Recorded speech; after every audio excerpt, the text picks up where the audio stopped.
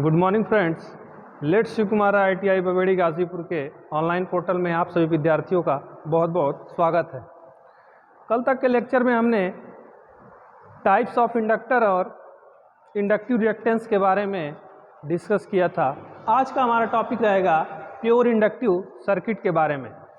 Pure inductive circuit हमारी होती क्या है तथा इसकी क्या क्या प्रॉपर्टी होती है, इसमें वोल्टेज से करंट लीड करता है या लैग करता है, तथा इसमें जो पावर कंजप्शन होता है उसको हम देखेंगे, तथा इसका graphical representation and vector representation आदि हम यहाँ पे डिस्कस करेंगे। तो सबसे पहले हम इसका सर्किट डायग्राम दिखा रहे हैं। अगर हमको प्योर इंडक्टिव सर्किट बनाना है,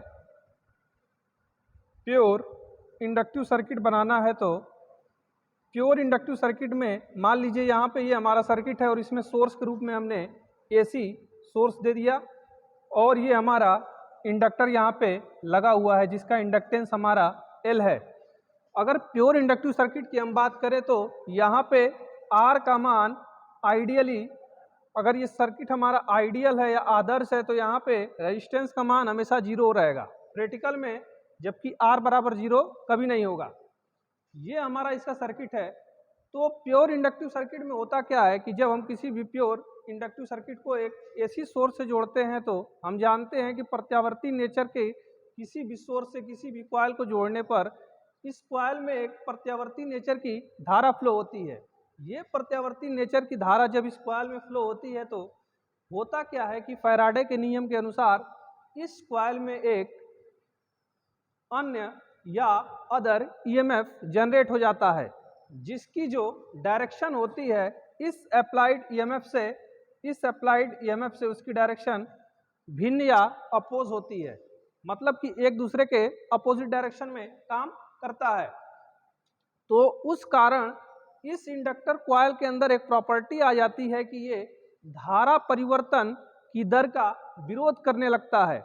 तो उसी प्रॉपर्टी को हम इंडक्टेंस नाम देते हैं, जिस कारण से यहाँ पे वोल्टेज से करंट 90 डिग्री लैग करने लगती है या पश्चगामी हो जाती है, मतलब कि वोल्टेज से करंट यहाँ पे 90 डिग्री पीछे चलती है। प्योर इंडक्टिव सर्किट का यही फिनोमिना होता है। तो इसका अगर हम सबसे पहले वेव फॉर्म से देखें तो मान लीजिए कि हमारे पास ये वोल्टेज की वेव फॉर्म है, ये हमारा वोल्टेज की वेव फॉर्म है और वोल्टेज हमारा मैक्सिमम π/2 एंगल मतलब कि 90 डिग्री पे पहुंच रहा है तथा अपनी एक साइकिल कंप्लीट कर रहा है पाई एंगल पे, तथा अपनी कंप्लीट साइकिल कंप्लीट कर रहा है 2π एंगल पे। तो हमने कहा कि जो हमारा करंट है प्योर इंडक्टिव सर्किट में वो वोल्टेज से 90 डिग्री लैग या पश्चगामी है। तो करंट को बनाने के लिए हम देखेंगे कि करंट को बनाने के लिए हम इस प्रकार से बनाएंगे कि करंट हमारी 90 डिग्री इससे पीछे चले। यहाँ पे हम देखेंगे कि जब ये 90 डिग्री पे वोल्टेज हमारा मैक्सिमम हो जा रहा है तो करंट को अभी 0 रहना चाहिए, तभी ये हमारी वैल्यू बनेगी। जबकि जब ये वोल्टेज हमारा 0 होगा तो ये करंट हमारी अपने मैक्सिमम वैल्यू पे पहुंच जाएगी। उसके बाद जब फिर से ये निगेटिव दिशा में हमारा वोल्टेज अपनी मैक्सिमम वैल्यू पहुंचेगा तो करंट हमारी 0 पे पहुंचेगी। उसके बाद जब ये वोल्टेज हमारा 0 पे पहुंचेगा तो करंट हमारी फिर से अपने मैक्सिमम पॉइंट पे पहुंच के इस प्रकार से 0 हो जाएगी। तो ये हमारा करंट का हमको wave form pure inductive circuit में प्राप्त होता है। तो यहाँ पे हम देख रहे हैं कि लीडिंग लैगिंग का कॉन्सेप्ट हमने बता चुके हैं पहले ही कि लीडिंग लैगिंग हम कैसे देखते हैं। तो यहाँ देख रहे हैं कि वोल्टेज जो है वो करंट से पहले ही अपने पीक पॉइंट को गेन कर ले रहा है, जबकि इस टाइम करंट अभी 0 पे है। करंट अपने पीक पॉइंट को कब कवर कर रही है? पाई एंगल पे, जबकि वोल्टेज अपने पीक पॉइंट को π/2 एंगल पे ही कवर कर ले रहा है। तो यहाँ पे वोल्टेज करंट से लीड कर रहा है या करंट वोल्टेज से लैग कर रही है, मतलब कि करंट वोल्टेज से पीछे चल रही है। इस प्रकार से इसका हम वेव फॉर्म बना सकते हैं। अब अगर बात करें इसके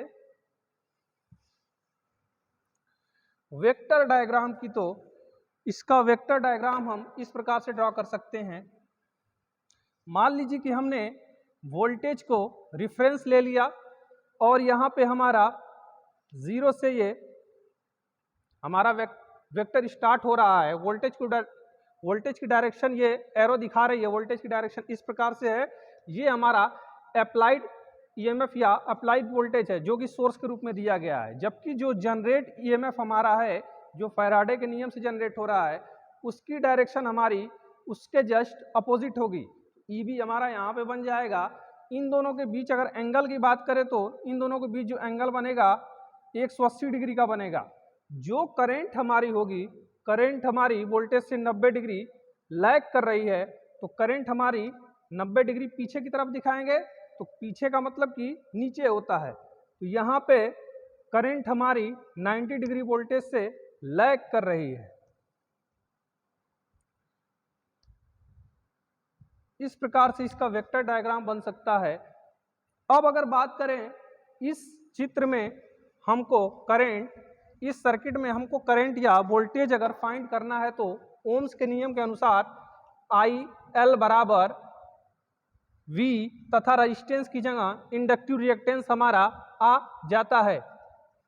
तो आई एल बराबर V अपान एक्सएल, इसका मात्रक हमारा एम्पियर होगा। इसके बाद अगर हम बात करें कि अगर हमको पावर निकालना है तो एसी में जो पावर होता है P बराबर वोल्टेज गुणे करंट गुणे कॉस फाई। ये कॉस फाई हमारा पावर फैक्टर है, वोल्टेज की आरएमएस वैल्यू तथा करंट की आरएमएस वैल्यू। पावर फैक्टर को अगर निकालेंगे हम तो पावर फैक्टर का मतलब होता है कॉस फाई बराबर r by z. R by z का मतलब होता है यहाँ जेड बराबर होता है, अगर ये प्योर इंडक्टिव सर्किट है तो यहाँ जेड का मान हमारा एक्सएल के बराबर ही होगा, तो इसको हम आर अपान एक्सएल भी लिख सकते हैं। अगर ये प्योर इंडक्टिव सर्किट हमारा है तो यहाँ पे रेजिस्टेंस का मान 0 होगा, 0 अपान एक्सएल। इस प्रकार से यहाँ जो पावर फैक्टर आएगा हमारा, पावर फैक्टर का मान 0 आएगा, जिससे यहाँ पे जो पावर कंजप्शन होगा P बराबर वो भी 0 हो जाएगा। ये सबसे इंपॉर्टेंट चीज़ यहाँ पे है, ये बहुत सारी परीक्षाओं में पूछा जाता है। इसका डेरिवेशन इस प्रकार से है। मतलब क्या है इसका कि मान लीजिए कि एक साइकिल में जितना पावर हमारा इलेक्ट्रोमैग्नेटिक फील्ड के रूप में एकत्रित या इकट्ठा होता है उतना ही पावर निगेटिव साइकिल में हमारा दोबारा वेस्ट हो जाता है। मतलब कि टोटली जो पावर यहाँ से यहाँ तक आता है और यहाँ से यहाँ तक जो पावर हमारा मिलता है, दोनों पावर एक दूसरे की अपोजिट डायरेक्शन में सेम मैग्नीट्यूड का या सेम परिमाण का होता है, जिससे ये आपस में कैंसिल आउट होकर टोटल पावर हमारा 0 बन जाता है। प्योर इंडक्टिव सर्किट का कॉन्सेप्ट यहीं तक समाप्त होता है। कल हम दूसरा सर्किट पढ़ेंगे। तब तक के लिए